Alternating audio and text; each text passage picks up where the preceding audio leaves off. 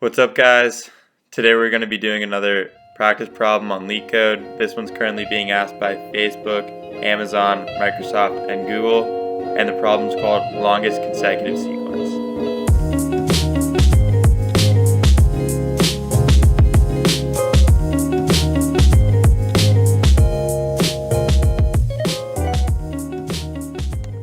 Hey guys, so like I was saying before, we're going to be doing longest consecutive sequence today. This question is currently being asked by Facebook, Google, Amazon, and Microsoft. So let's get into the problem description. So the description is pretty short. It's given an unsorted array of integers, find the length of the longest consecutive elements sequence. And then it gives us a note, your algorithm should run in O of n or linear time complexity. So let's try to understand the problem description and the inputs. The description is to find the length of the longest consecutive elements sequence, and then we have one argument. That argument is going to be nums, which is a list of integers, and then we want to return, I'm going to call it LCS, which is the length of the longest consecutive sequence. So let's look at the inputs given.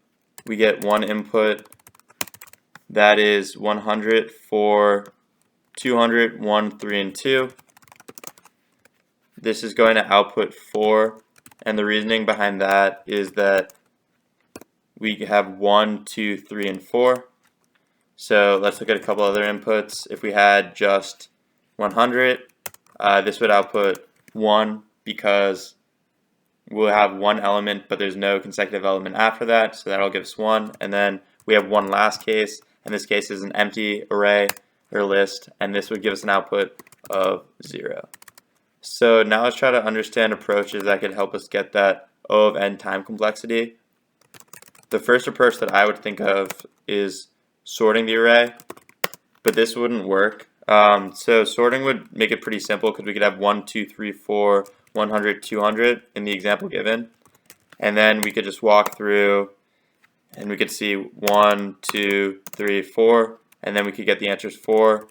But sorting would give us a time complexity of O of n log n for a good sort, and then the space complexity for the built-in sort function of Python is O of n. So we need to think of another approach, and we need to think of an approach that would allow us to look through this list with O of 1 time, or O of 1 containment. So this is a surefire indicator that we need to use something like a hash map or a set, and in this case I'm going to want to be using a set. So essentially I'm going to be creating some nums set, and that could be the set of our nums list. And then we want to go through these steps. 1, create num set. 2, look through the values in num set. And then if the value that we're currently looking at has no value 1 less, we know that this could be our possible answer because we want to find 1, 2, 3, 4 and then not iterate through 2, 3, 4 if we know 1 exists. So if there are no values val minus 1 in num set, then we want to continue and we want to start some while condition. So while current value plus 1 is in num set, we want to have some value like the current LCS, and then we'd want to increase current LCS, and then when we no longer meet this condition, we'd want to check our LCS by using some max operator with our current LCS and our LCS. And then essentially we just return our LCS at the end, so this should give us O of n time and O of n space, and the O of n space is for the set that we're creating. So let's try to code this up. So we're going to have LCS equal to 0, and we're going to have current LCS equal to 1 because we have this case where we have 100, and because we have one element, our current LCS would be 1. Then we want to return our LCS. So now we want to create our num set. We could just use the set operator on our nums list.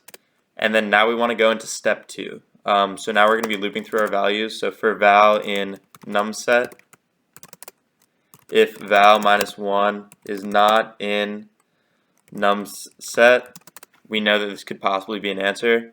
So we can have a while loop where, well, first we probably want to create a current value because we're going to be walking through the array with a current value and set that equal to our value. So if current value plus 1 is in our num set, we want to increment our current value plus equals 1 and then increment our current LCS plus equals 1. And then this would rather be a while rather than an if. So then after we no longer met this condition, we'd want to then check and see if this is our current LCS is greater than our original LCS. So we'd use this max operator on our LCS and our current LCS. And then we'd want to set our current LCS back equal to 1. So let's look through this and make sure there's no errors before we run it. We're creating this num set. We have a current value. So let's first run this, see if it works. Cool, so that looks like it might work. Let's submit it and see how it goes.